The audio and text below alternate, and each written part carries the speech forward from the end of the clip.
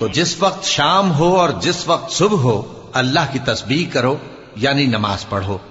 اور آسمانوں اور زمین میں اسی کی تعریف ہے، اور تیسرے پہر بھی اور جب دوپہر ہو اس وقت بھی نماز پڑھا کرو۔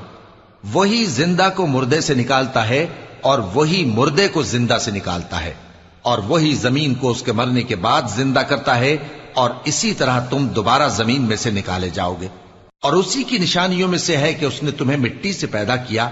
پھر اب تم انسان ہو کر جا بجا پھیل رہے ہو، اور اسی کی نشانیوں میں سے ہے کہ اس نے تمہارے لیے تمہاری ہی جنس کی عورتیں پیدا کی تاکہ ان کی طرف مائل ہو کر آرام حاصل کرو، اور تم میں محبت اور مہربانی پیدا کر دی۔